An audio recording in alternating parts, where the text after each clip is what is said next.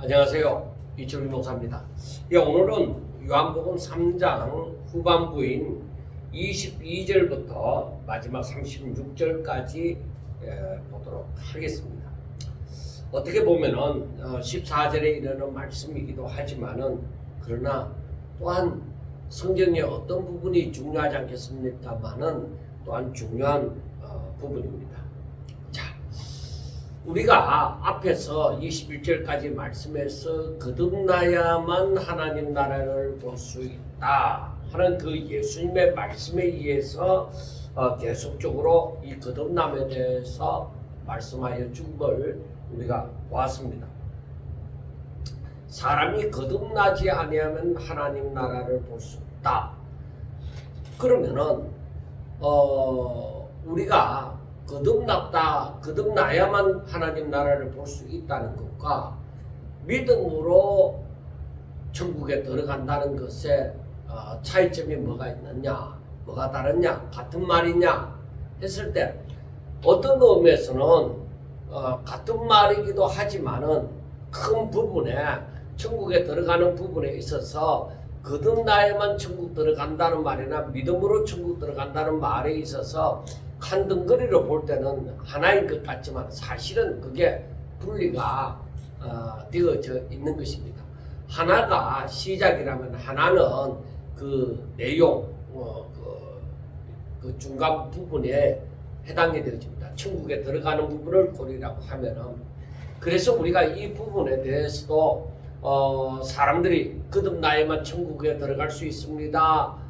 믿음으로 천국에 들어갈 수 있습니다 하는 부분을 가지고 한번 먼저 생각해 보도록 하겠습니다. 자, 사람은 원래 다 아담의 후손이다. 자, 아담의 후손이면은 뭐라는 거예요? 죄인이다. 그런데 죄인은 천국에 들어갈 수 있어요? 천국에 들어갈 수가 없다. 그러면 이 죄인은 죄사함을 받아야 돼요.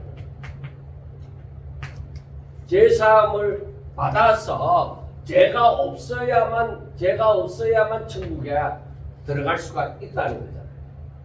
그리고 우리가 알아야 되는 것이 이 아담이 에덴 동산에서 하나님의 말씀에 대해서 불순종을 했잖아요. 하나님의 말씀에 대해서 불순종함으로 말미암아 너가 선악과를 따먹으면 반드시 죽으리라고 했는 대로 죽었다. 그래서 우리가 여기서 또 생각을 해봐야 됩니다. 왜냐? 죽으리라고 했으면 우리가 죽었다고 생각했을 때는 어떻게 아담이 살아있느냐? 그러면 이 죽었다는 것에 대해서 무엇을 말씀을 해주고 있느냐? 하나님께서 반드시 죽으리라 해서 죽었다. 죽지 않고 살아있는 게 아닙니다. 죽었다. 그러면 이 죽었다는 것은 무엇을 얘기를 해주느냐? 이것은 하나님과 교제할 수 있는, 하나님을 알고 하나님과 교제할 수 있는 그 생명이 죽었다는 거예요. 하나님과 교제하는 생명이 죽었다는 것입니다. 그러면은 우리가 살아있는 것은 뭐예요? 아담의 후손으로서는 살았다. 그러니까 이거는 뭐를 얘기하느냐? 영을 얘기하고 하나님과 교제할 수 있는 영. 그리고 살았다는 것은 내가 아담의 후손으로 살아있는 것이죠. 그러니까 그 육이다. 그리고 육을 가진 모든 존재들은 다 죄인이에요. 아담의 후손으로서 육으로 말미암은 그 아담의 후손들은 다 죄인이다. 자, 그러면은 이 죽은 하나님을 알 수 있고 하나님과 교제할 수 있고 하나님의 말씀대로 순종할 수 있는 이 생명이 죽었다는 것입니다. 그래서 이 죽었다는 것이 이 죽은 이 생명이 다시 살게 되어지는 거. 그러니까 다시 다시 산다는 것. 다시 산다는 것이 이걸 뭐라고 얘기해요? 거듭났다. 다시 살아나는 것. 다시 살아나는 것. 그래서 이건 한자어로는 중생이라 그 얘기하죠. 그리고 또 우리가 사도 바울과 같은 경우는 새로운 피조물이다. 그렇게 말을 하는 것입니다. 그러니까 여러분 우리가 거듭남이라는 것에 대해서 설명을 할 때에 다시 산다는 것을 우리가 생각을 할 수 있잖아요.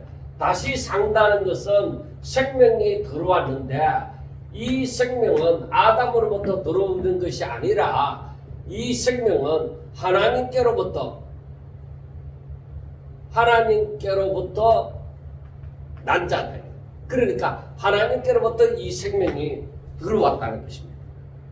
이 하나님께로부터 이 생명이 들어왔다. 그래서 이 하나님께로부터 이 생명, 요한복음 1장에 나오는 것처럼 이 하나님께로부터 난 자다. 이게 바로 뭐냐? 이 생명이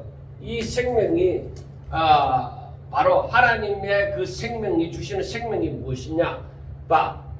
여러분 요한복음 1장에서 말씀하는 것은 태초에 말씀이 계셨다. 그리고 이 말씀은 생명이고 이 말씀은 하나님이다. 그렇게 말씀을 했잖아요. 그러니까 우리가 이것을 가만히 보면서 생각할 수 있는 것은 그리고 이 태초에 이 말씀은 또 사람들의 빛이다. 자 여러분 이 죽었다. 이 죄인이 죽었다. 그러니까 이 죄인들은 어두움 가운데 사망 가운데 살아갑니다. 그래서 이 사람들은 길도 모르고 진리도 모르고 생명도 없다. 그런데 이 가운데 사람들의 빛이 들어온 거예요. 그러니까 빛이 들어오게 되어지면은 어둠 속에 빛이 들어오게 되어지면은 이걸 뭐라고 얘기할 수 있느냐? 이제 저들에게 길이 보인다. 저들에게 진리가 있구나. 저들에게 생명이 있구나. 그렇게 말을 할 수 있는 거예요. 어둠 속에 빛이 들어오면은 뭐예요? 이게 이제 생명이 들어온 거죠. 그러니까 우리가 요한복음 1장이 어느 정도 이해가 되리라고 믿습니다. 그래서 우리가 이 거듭남이라고 하는 것, 이 거듭남이라고 하는 것은 무엇이냐? 출생과 같다. 다시 태어났다. 출생은 바로 생명을 가졌다. 생명을 가지니까 태어난 거죠. 그러니까 우리가 이것은 출생을 된 것은 출생한 것을 보고 죽었다고 얘기하는 것이 아니라 출생한 것을 보고 이제 살았다. 그런데 이 생명이 바로 하나님께로부터 났다. 그래 하나님께로부터 생명이 주어진 것이죠. 자, 이 거듭났으면, 하나님의 생명을 받았으면 우리가 쉽게 생각을 해봅시다. 우리가 사람의 자녀가 나로 말미암아 태어난 자녀가 뭐요? 내 자식이다. 내 자식이요. 혈육을 따라 난 자지만 내 자식이에요. 자, 그러면은 우리가 생각할 때에 하나님께로부터 난 자는 하나님께로부터 생명을 받았으면은 그러면 뭐야? 하나님의 자녀가 되어지겠죠. 그 하나님께로부터 난 자면은 바로 저들 하나님의 자녀가 되어진다. 그런데 우리가 요한복음 1장에서 말씀하는 것처럼 거기에 보면은 뭐라고 얘기해요? 12절 영접하는 자 곧 그 이름을 믿는 자들에게는 하나님의 자녀되는 근세가 주었다. 그러니까 이 생명이 주어진 자들은 하나님이죠. 하나님의 자녀죠. 그리고 이들은 뭐요? 주를 영접한 자죠. 이들은 주를 영접한 거예요. 그러니까 우리가 주를 영접하게 되어진다. 주를 영접하게 되어진다 했을 때에 우리가 사도행전 2장 37절에 보면은 제가 여러 번 말씀을 하잖아요. 그들이 이 말을 듣고 마음에 찔려 베드로와 다른 사도들에게 물으리되 형제들아 우리가 어찌할까? 그를 베드로가 이르되 너희가 회개하여 각각 예수 그리스도의 이름으로 세례를 받고 제사함을 받으라. 그래 회개한다는 것은 주를 영접하게 되어지는 것이죠. 이제 하나님을 아는 은혜가 임하여서 저들이 주를 영접하게 되어져서 제사함을 받게 되어지면은 바로 제사함을 받게 되어지면은 저들에게 성령의 선물을 받으리니 그러니까 이들에게 그러니까 거듭난 자에게는 성령이 있습니다. 하나님께로부터 난 자, 하나님의 자녀, 어둠 가운데 빛을 영접한 자들에게는 성령이 역사를 하는 거예요. 알든지 모르든지 성령의 역사. 그래서 자 이제 거듭남에 있어서 거듭난 자들에게 있어서는 성령이 역사. 그런데 성령이 역사하는데 이들이 이제 어떻게 살아가느냐? 원래 아담이 하나님의 말씀을 듣고 즉 하나님과 교제하면서 살아가는 거예요. 하나님의 말씀을 하나님을 믿고 말씀을 순종하는 거예요. 이렇게 살아가야 되는 거예요. 그런데 이제 저들이 그 생명을 잃어버렸잖아요. 그런데 거듭남으로 말미암아 이들이 이제는 어떻게 성령의 도우심으로 말미암아 하나님의 성령은 진리의 영이시다 이거예요. 성령은 진리의 영이시다. 그래서 하나님의 말씀을 성령은 하나님의 말씀을 듣고 깨닫고 믿고 순종할 수 있도록 이렇게 성령이 도우시는 거예요. 왜 성령이 이걸 도우실까? 이게 원래 하나님께서 사람을 만드신 첫 번째 그 뜻이에요. 하나님이 그렇게 해서 사람을 만들었어요. 그래서 하나님이 거듭난 자는 뭐요? 하나님의 말씀을 듣고 깨닫고 성령으로 말미암아 깨닫게 되어지고 그리고 믿게 되어지고 순종하게 되어지는 거예요. 그래 이게 바로 뭐라고 얘기를 할 수 있느냐? 이걸 바로 믿음으로 산다 그렇게 할 수 있는 거예요. 거듭나지 아니하고서 믿음으로 산다 안 됩니다. 그래서 우리가 시편에 지난번에도 읽었는데 시편 14편에 보면은 분명하게 얘기를 하잖아요. 어리석은 자는 그 마음에 이르기를 하나님이 없다 한다. 그러니까 거듭나지 아니하고서 저들이 하나님을 없다고 하는데 저들은 어떻게 믿음으로 살아요? 하나님의 말씀을 깨달아요. 절대 그런 일이 없습니다. 어리석은 자는 그 마음에 이르기를 하나님이 없다 하는도다. 그들은 부패하고 그 행실이 가증하다.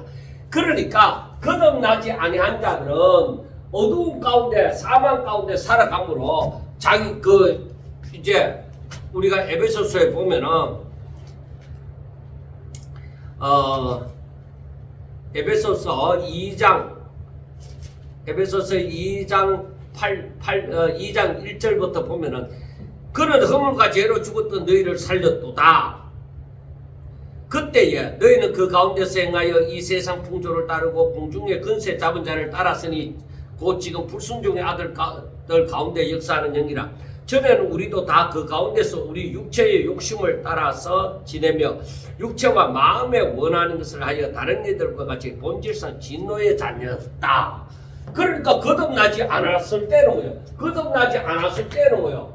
죽은 자예요. 죄인이다. 죽은 자입니다. 어둠 가운데 사망 가운데 있는 자들이. 그런데 하나님이 다시 살렸다. 생명을 주셨다는 거죠. 그래서 그 어둠 가운데 있을 때는 이 세상 풍조를 따르고 그 공중근세 잡은 자 사탄을 따르게 되어져서 바로 사탄이 미혹하는 대로 육체의 욕심을 따라서 지내고, 그리고 육체와 마음에 원하는 것을 하여, 그러니까 이 본질상 진노의 자녀 거듭나지 않은 사람들은 세상 풍조를 따르게 되어지고 육체와 마음에 원하는 것을 따라서 살아가는 거예요. 그러니까 거듭나지 않은 자가 믿음으로 살아갈 수 있느냐? 절대 그렇지 없습니다. 그래서 우리가 생각할 때 거듭난 자는 바로 우리가 뭐라고 했어요? 하나님의 자녀다. 하나님의 자녀가 되어지지 아니하고서는 거듭난 자이지 않고서는, 즉 하나님의 자녀가 되어지지 않고서는 거듭난 자만이 믿음으로 산다는 거예요. 그래, 거듭나지 아니하면 믿음으로 살지 못합니다. 그러니까 믿는 척 할 수 있어요. 믿는 척 할 수 있어요. 그래서 그를 믿는 척 해도 저들의 마음에 일어나는 그 육체와 그리고 마음의 원함을 따라서 그 죄인들, 그러니까 믿지 않는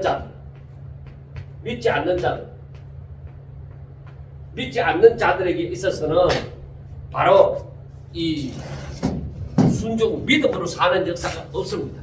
그래서 우리가 말하면은 거듭남은 출생과 같고, 그 다음에 살아가는 거는 뭐요? 믿음으로 산다는 것과 같은 거예요. 그래, 출생하지 아니하고서 어떻게 사람 구실을 해요? 출생을 한 자는, 그러니까 하나님의 자녀로 태어난 자들은 다 천국에 들어간다. 하나님 아버지 집에 들어간다. 그리고 또 다른 말로 할 수 있죠. 믿음으로 사는 자들은 천국에 들어간다는 것이죠. 그러니까 거듭난 자는 천국에 들어간다 하는 것은 처음 시작을 그 얘기를 해주는 것이고, 믿음으로 천국에 들어간다는 것은 그들의 삶을 가지고 얘기를 한 거예요. 그러므로 거듭난 자에 대해서, 즉 하나님의 자녀된 자에 대해서 다 얘기하고 있는 것입니다. 그러므로 서로가 틀렸다고 말을 할 수가 없습니다. 자, 이제 본문으로 돌아가 봅니다. 22절을 보면은 그 후에 예수께서 제자들과 유대 땅으로 가서 거기 함께 유하시며 세례를 베푸시더라 하고 말씀을 합니다. 그러니까 제자들과 함께 이제 유대 땅으로 가게 되어졌습니다. 그러니까 우리가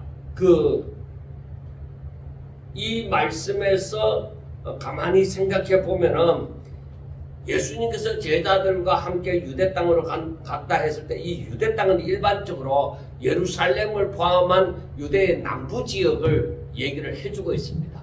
그러니까 지금 여기에서 말씀을 보면은 거기서 함께 유하시며 세례를 베푸시더라 하고 말씀을 합니다. 그런데 여기에서 앞에 말씀을, 2장에 있는 말씀을 우리가 가만히 생각해 볼 때에 예수님께서 예수님께서 바로 요한복음 2장에 보면은 이 갈릴리 가나의 혼인잔치가 있고, 그 다음에 예루살렘 유월절을 지키러 예루살렘에 가서 성전 정라를 얘기를 했잖아요. 그리고 나서 그 후에니까 아마 언제 후인지는 확실하지 않습니다. 왜? 이 성전 정화 사건이 그 마지막 때에 예루살렘에 입성하고 난 다음에 이를 얘기하는 그 후예를 얘기하는 것인지, 아니면 갈릴리 가나의 혼인잔치가 있고 난 다음 그 후를 얘기하는지는 사실은 잘 모르겠습니다. 그러나 유대 땅으로 가서 그 유대의 여러 지역을 두고 얘기한다고 볼 수가 있습니다. 자, 그 다음에 요한도 살렘 가까운 에논에서 세례를 베푸니 거기 물이 많음이라. 그리고 이 에논이라는 말이 샘물, 즉 생물이 많은 곳을 에논이라고 얘기를 하는 것입니다. 그 이름의 의미가. 그러니까 살렘 가까운 에논이라고 했으니까 요단강 서편을 두고 얘기를 합니다. 그 사마리아 지역을 얘기를 하죠. 그래서 결국에 예수님께서도 유대 땅 어느 한편에서 제자들과 함께 거하시면서 세례를 베푸시고 세례 요한도 에논 지역에 물이 많은 곳 그곳에서 세례를 베풀고 있었습니다. 그런데 24절을 보세요. 24절을 보면은 요한이 아직 옥에 갇히지 않았더라 하고 말씀을 하잖아요. 그러니까 예수님과 그 제자들이 세례 베푸는 거, 세례 요한이 에논에서 세례를 베푸는 것을 얘기하다가 왜 그 다음 24절 말씀에 요한이 아직 옥에 갇히지 아니하였더라 하는 말을 하는가? 자, 이것을 보면은 그 앞에 22절에서 그 후에라는 것은 예수님이 마지막에 예루살렘에 입성하시고 그 성전 정락 운동을 했는 그 후라고는 볼 수가 없습니다.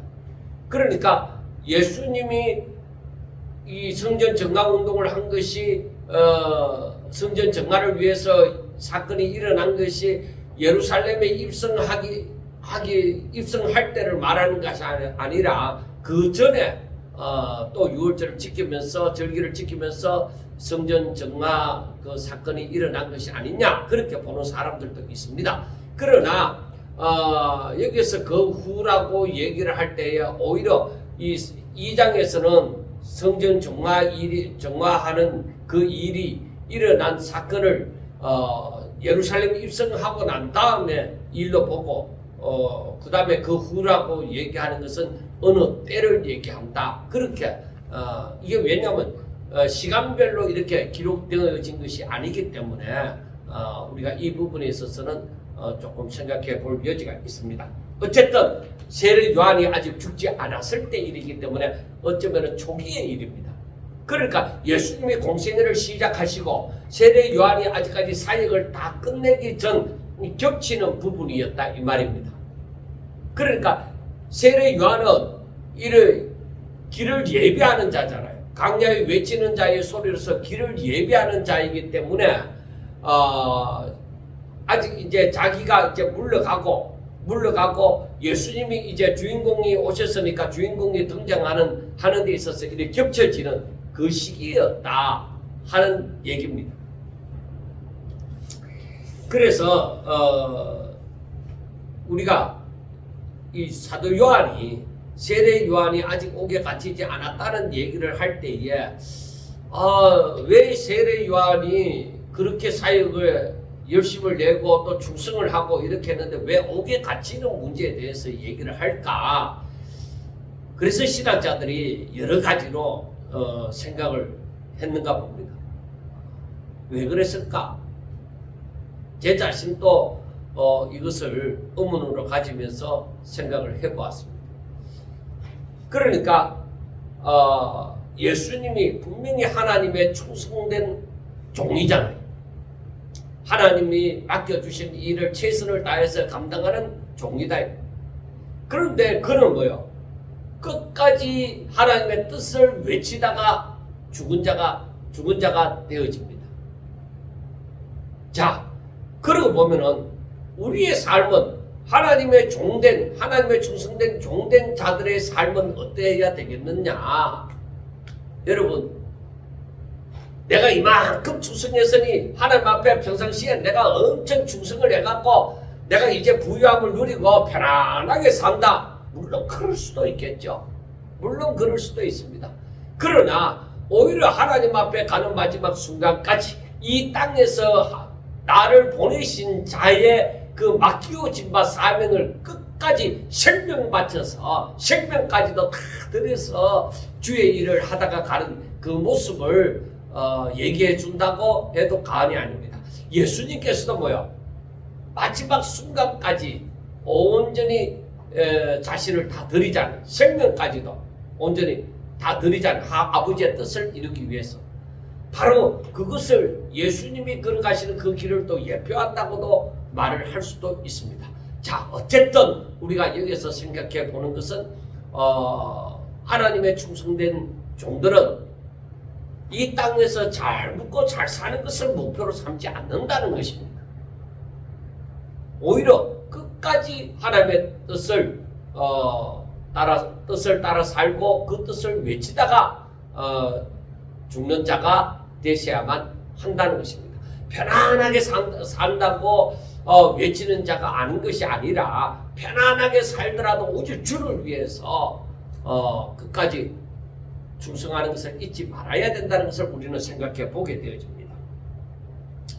그리고 25절에서 26절은 이에 요한의 제자 중에서 한 유대인과 더불어 정결제식에 대하여 변론이 되었더니 그들이 요한에게 가서 이르되 라비어 선생님과 함께 요단강 저편에 있던 이 곧 선생님이 정언하시던 네가 세례를 베풀매 사람이 다 그에게로 가더이다. 자, 요한의 제자 중에서 한 사람이 그 유대인들과 어떤 유대인과 이 정결 예식에 대해서 이제 논하게 되어졌습니다. 왜 그러냐면은 유대인들에게 있어서 제가 지난 시간에도 얘기를 했지만은 이 세례라는 것이 씻는다는 의미가 이제 정결케 하는 의미인데, 그 이방인들이 유대교로 개종하게 되어질 때에 먼저 할례를 받아야 되고 그 다음에 그 정결하게 되어지는 의식을, 즉 세례를 치르게 이제 율법을 순종하고 그 세례를 치르게 되어지는 것이죠. 그래 정결케 되어져서 이제 유대교에 입문하게 되어지는 것인데, 그리고 레위기서에 보아도 이 모든 정결은 깨끗한 물로 씻는 것을 의미합니다. 자, 그런데 이 세례 요한의 제자하고 어떤 유대인하고 이런 정결 의식에 대해서 서로 논하다 보니까 예수님이 있는 그 무리들 가운데서도 세례 의식을 행한다는 거예요. 자, 그러면은 내가 좀 더 깨끗함을 받기 위해서 세례 요한에게 받아야 되겠느냐, 아니면 일반 그 종교 지도자들한테서 세례를 받아야 되냐. 그런데 일반 종교 지도자들에게는 이 세례 요한이나 예수님의 무리 가운데서 행하는 그런 세례의 의미는 없습니다. 그래서 이 세례 요한에게 세례를 받는 것이 옳으냐, 그 예수님에게 가서 세례를 받는 것이 옳으냐, 아마 어느 것이 더 효능이 있느냐, 사람이라면 그런 생각도 아마 해볼 겁니다. 그런데 세례 요한의 제자가 세례 요한에게 얘기합니다. 사람들이 원래 우리 선생님 세례 요한에게 세례를 받다가 사람들이 이제 전부 다 이제 대세가 저 예수님께로 흘러가갖고 사람들이 그쪽으로 많이 갑니다 하고 얘기를 했습니다. 오히려 그걸 보면서 세례 요한이 살짝 기분 나빠야 되겠어요? 아니면은 그걸 보면 기뻐해야 되겠어요? 여러분, 세례 요한은 그림자입니다. 엑스트라입니다. 세례 요한은 그것을 너무나도 잘 알고 있습니다. 그래서 예수님의 사역은 실체고 이 세례 요한의 사역은 그림자. 그러면은 그걸 너무나도 잘 알고 있는 세례 요한 같으면은 절대로 기분 나빠할 리가 없습니다. 그래서 30절에 보면은 그는 흥하여야 되겠고 나는 쇠하여야 하리라.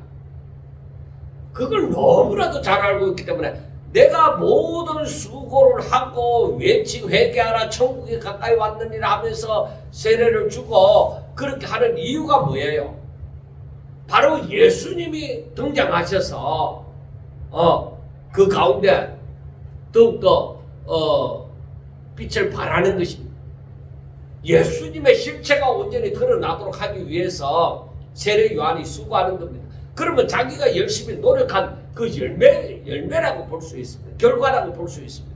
그렇기 때문에 세례 요한이 자기에게 사람들이 오는 것보다 예수님에게로 가는 것을 더 기뻐하죠. 자기는 이제 쇠하여야 돼. 진언해야 돼. 져야 된다. 그리고 주인공이신 예수님이 등장을 해야 돼. 그러니까 사람의 입장에서는 얼마든지 그렇게 생각할 수 있습니다. 세례 요한의 제자처럼 그렇게 생각할 수 있어요. 그런데 우리가 오늘날 목회를 하든지 신앙생활을 하면서 내가 열심히 수고했다 이거. 그래서 많은 것을 이루었는데 사람들이 그리고 다른 주변의 사람들도 마찬가지지만 자기 자신의 생각을 하더라도 내가 이렇게 금식하고 이렇게 막 수고해서 이만큼 되어졌잖아. 하나님의 축복이가 이만큼 되어졌잖아. 그래서 어쩌라고.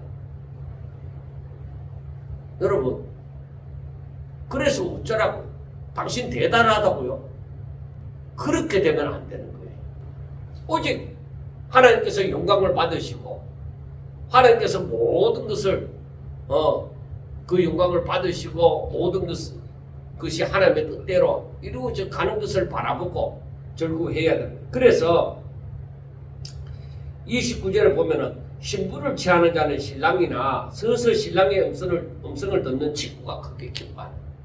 그래서 내가 이름 없이 빛도 없이 수고하고 그렇게 할 때에 저 사람들이 하나님을 찬양하는 거예요. 그 영향을 입은 사람들이 하나님을 찬양하게 되니까 나는 뒤에서 가만히 박수치는 하나님 앞에 기쁨을 누리면서 박수치는 사람이 되어져야 되는 거예요. 무슨 말인지 알겠습니까? 나를 위해서 수고한 것이 아니다. 내 이름을 5대양 6대주에 알리기 위해서 수고한 것이 아니다. 야, 이 철기 목사가 대단하다. 아니요. 나는 이름 없이 빛도 없이 사라져 가는데 하나님의 역사가 일어나야 돼. 하나님의 영광 받으시고 사람들이 하나님을 찬양하고 하나님께로 나아가고 하나님의 이름을 더 높이고 그렇게 되어질 때 내 기쁨이 충만해야 되어진다는 것입니다. 여러분, 제가 이 부분을 묵상하면서 어떻게 하면 이런 마음을 가질까? 어떤 것에 비유될 수 있을까? 이렇게 생각을 해보았습니다. 부모님들이 자식 잘 되기를 다 바랍니다. 그래서 그 자식이 알아주든지 몰라주든지 상관없어요. 그 자식 잘 되도록 하기 위해서 그 뒷바라지를 하기 위해서 우리 앞에 어른들이 허리띠를 졸라매고 잠 안 자고 때로는 넘어지고 자빠지고 때로는 피를 토하기까지 하면서도 마지막 순간까지 이 자식들을 위해서 헌신을 하는데 자식이 딱 성공을 한 거예요. 목표를 이룬 거예요. 대단한 자가 되어진 거예요. 부모는 뭐예요? 아파서 누워져 있으면서 마지막까지 수고하다가 아파 누워져 있으면서 그래 고맙다, 그래 잘했다, 그래 이제 다 됐다, 내가 너무너무 기쁘다. 바로 그거예요. 자신의 모든 수고가 오직 하나님의 영광을 위해서 일어나야 돼. 그리고 자신이 바로 그러한 사람이라는 것을 알아야 돼. 그래 27절과 28절에 보면은 요한이 대답하여 이르되 만일 하나님이 하늘에서 주신 바가 아니면은 사람이 아무것도 받을 수 없다. 내가 말한 바 나는 그리스도가 아니다. 그의 앞에 보내심을 받은 자라고 한 것을 증언할 자는 너희다. 너희도 아는 바와 같이 나는 그 앞에 보내심을 받은 자이지 나는 그리스도가 아니야. 그리스도가 메시아가 주인공. 나는 그 주인공을 위해서 일하라고 보냄을 받은 자다. 여러분, 우리가 내 영광을 드러내고 내가 칭송을 받고 내가 대단한 자가 되어지도록 사람들이 알아주는 자가 되도록 이 땅에 보냄을 받은 것이 아닙니다. 우리의 수고가 만약에 나라는 사람을 드러내는 수고라면은 그건 잘못된 겁니다. 그렇게 되어져서는 안 됩니다. 나라는 사람을 드러내기 위한 수고가 되어져서는 안 된다는 거예요. 참 그게 어렵습니다. 그게 어려워요.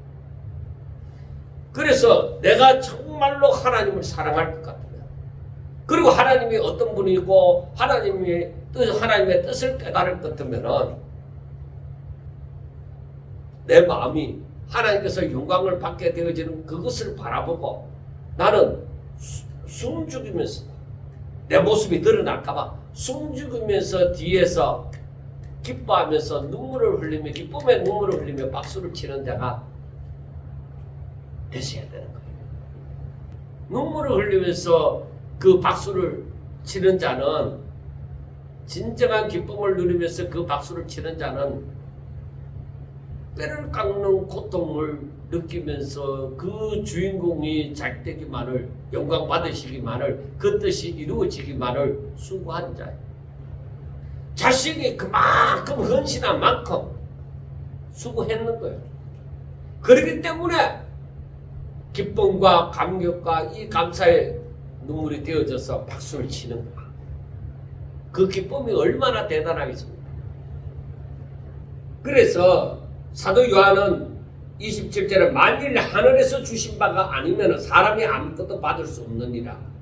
그러니까 사역의 결과나 그 영향력은 내 것이 아니라 하나님이 맡겨주실 것이다. 그래서 이 말은 하나님의 주권을 인정하고 인간의 한계를 고백하는 거예요. 여러분, 자기 자신이 잘 돼갖고 아니에요.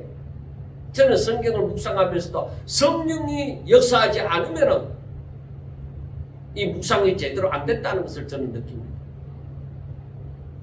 그렇기 때문에 정말 성령님이 함께 하사 저로 하여금 생각나게 하고 깨닫게 해주시고 가르쳐 주시고 그런 거로 말미암아 이 묵상이 되어졌다는 것을 저는 알고 있습니다.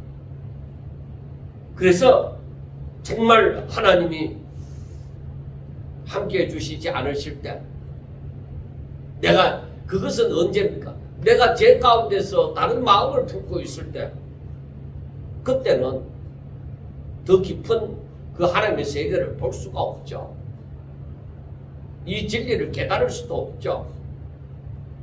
사랑하는 여러분, 이 말씀을 가만히 생각해 보면서 사도 요한은 참 멋지다. 참 세례 요한은 참 멋지다.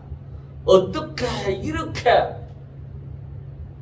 진짜 자신의 그 모든 마음과 뜻과 힘을 다하여서 이렇게 맡겨주신 사명을 감당하고 말없이 나중에는 감옥에서 쓸쓸히 사라지잖아요.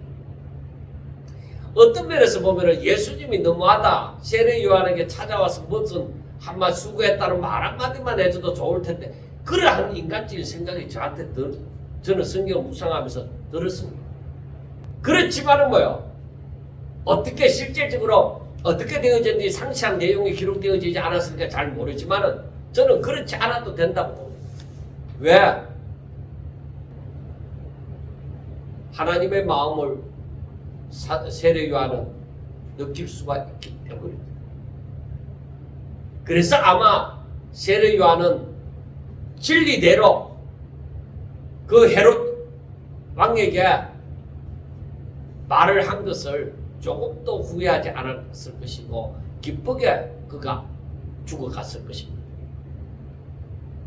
여러분, 이런 멋진 세례 요한과 같은 멋진 충성된 하나님의 종이 되고 싶지 않습니까? 자신을 드러내려고만 하지 마세요. 다른 사람이 드러나게 되더라도 다 드러나기 좋아하는 사람들 있잖아요. 그 사람이 내가 받아야 할 영광을 다 가져가더라도 하나님의 뜻이 이루어지고 하나님께서 영광 받으신다면 박수 칠 수 있는. 여러분, 제가 그걸 묵상하면서 속이 쓰려요. 에이 못난 놈, 더러운 놈 하고 그래도 하나님 영광 받았으니까 하고 막 그렇게 생각하고 지낼 수도 있는데 속은 쓰립니다.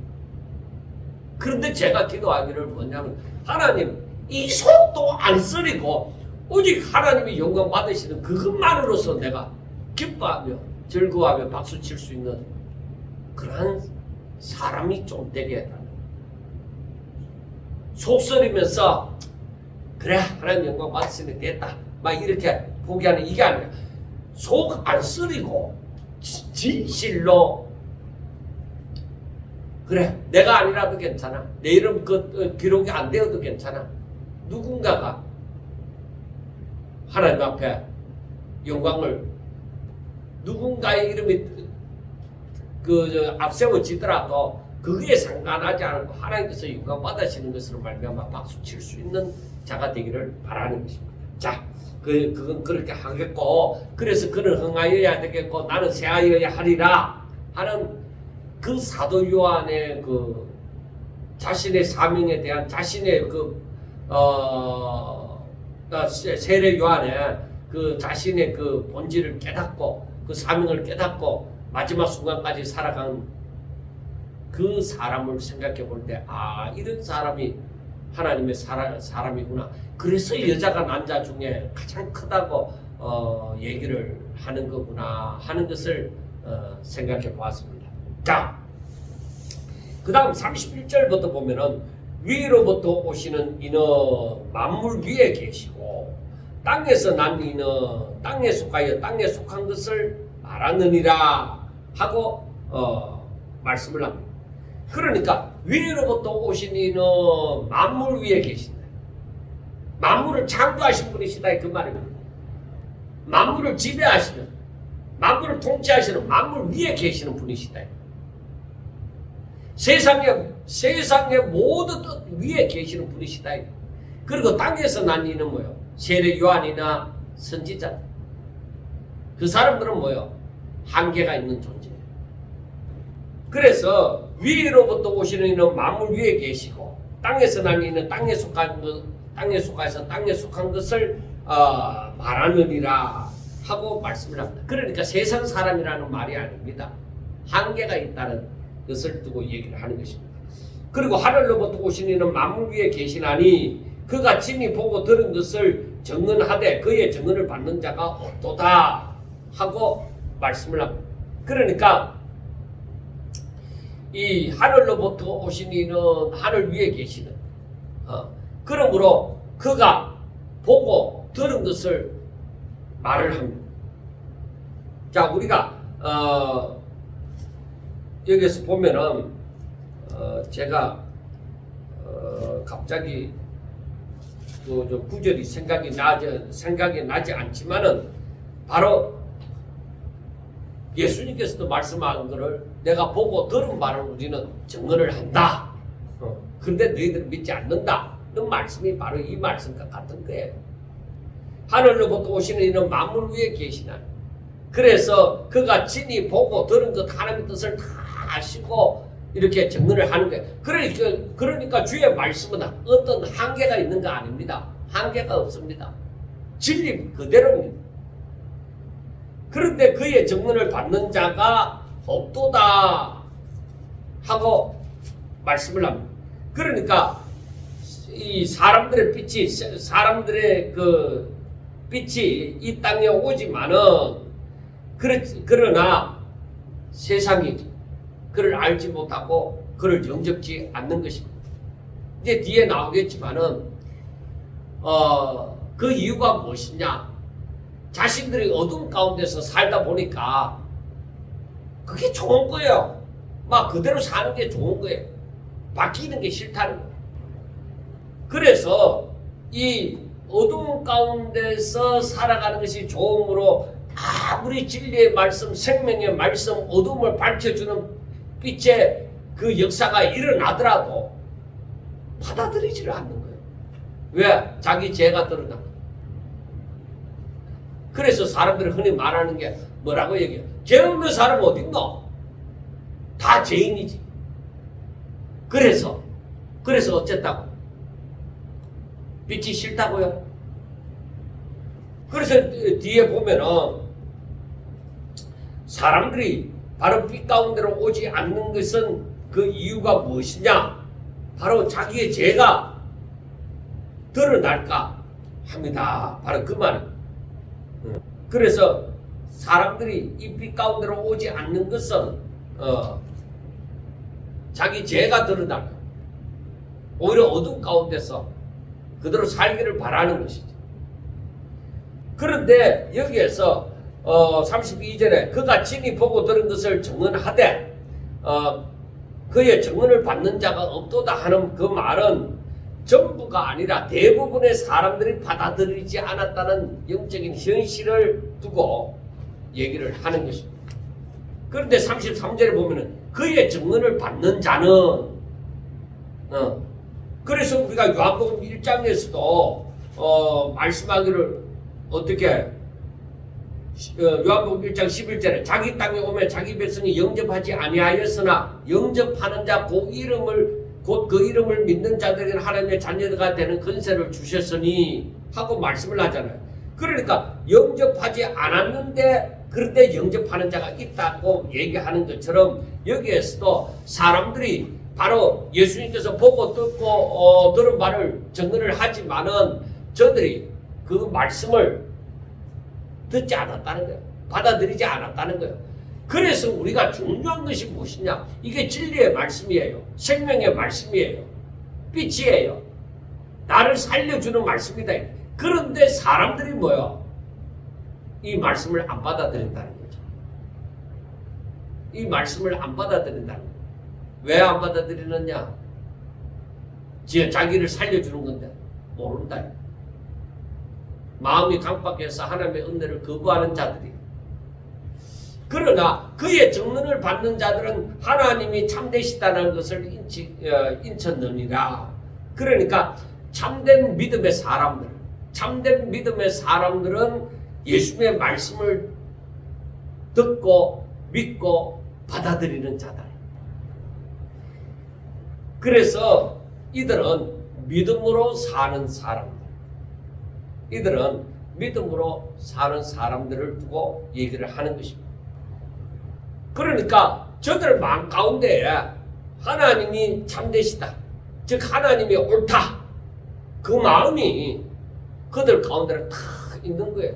그러니까 하나님의 말씀을 붙잡고 살아갈 수가 있는 것이죠. 자, 34절을 보세요.